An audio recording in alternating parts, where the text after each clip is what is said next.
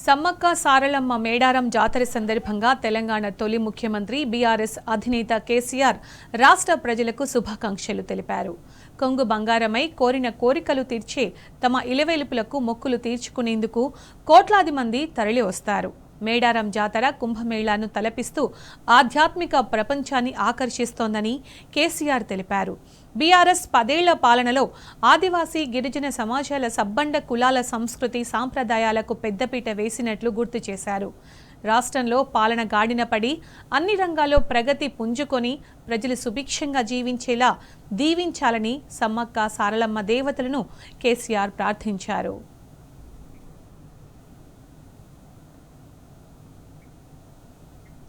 మేడారం మహాజాతర గద్దెల మీదకు పగిడిద్దరాజు బయలుదేరాడు.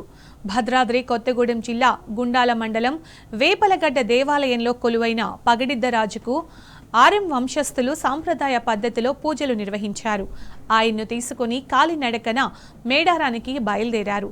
జాతరకు ముందు రోజు జంపనవాగు వద్ద బస. రేపు ఉదయం పెండ్లి కొడుకు ముస్తాబుతో పగిడిద్దరాజు మేడారం గద్దెల మీదకు చేరుకుంటారు. దీంతో సమ్మక్క సారలమ్మ జాతర ఘట్టం మొదలవుతోంది.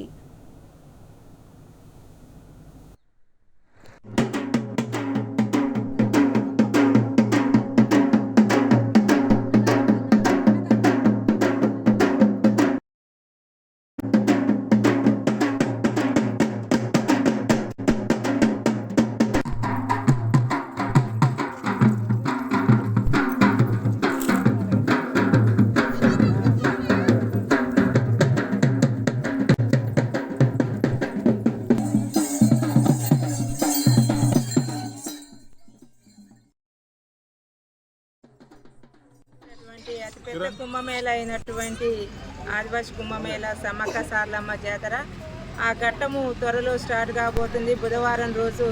అయితే ఆ ఘట్టం స్టార్ట్ అవ్వాలి అని అంటే ముందుగా భద్రాద్రి కొత్తగూడెం జిల్లా గుండాల మండలం వేపలగడ్డ నుండి పగిడిద్దరాజుని ఒక పెళ్లి కుమారుడుగా ముస్తాబు చేసుకొని పూర్వం నుండి మా తాతల కాలం నుండి కూడా ఇక్కడ నుండి మేము ఒక పెళ్లి కుమారుగా తయారు చేసుకొని మేడారం ప్రయాణం అవడం అనేది జరుగుతుంది. గుండాల మండలం వేపలగడ్డ గ్రామం నుంచి సమ్మక్క భర్త అయినటువంటి అరెంవంశుల ఇలవేల్పు పగిడిద్దరాజుని ఈ రోజు నుండి బుధవారం నుండి ఈ యాపలగడ్డ నుండి అంగరంగ వైభవంగా పెళ్లి కొడుకుగా ముస్తాబయ్యి ఈరోజు చేసుకెళ్లటానికి ఈ గ్రామస్తులు మరియు ఈ చుట్టుపక్కల గ్రామాలు కూడా ఈ గద్దెల ప్రాంగణంలోకి హాజరైనందుకు వారికి తెలియజేస్తున్నాను. అదేవిధంగా మా అరెంవంశీయుల ఆడిబిడ్డ ఈ మేడారానికి ట్రస్ట్ బోర్డు చైర్మన్ అందుకు వారికి ప్రత్యేక ధన్యవాదాలు. అదేవిధంగా సమ్మక్క పూజారి సిద్ధమైన సామగ్రి మా జాతరకు వచ్చి మా జాతరని వీక్షించి మాకున్నటువంటి లోటుపాట్లను ఇక్కడ ఉన్నటువంటి డెవలప్మెంట్కి సంబంధించిన విషయాలపైన కూడా వారు కూడా చూస్తున్నారు.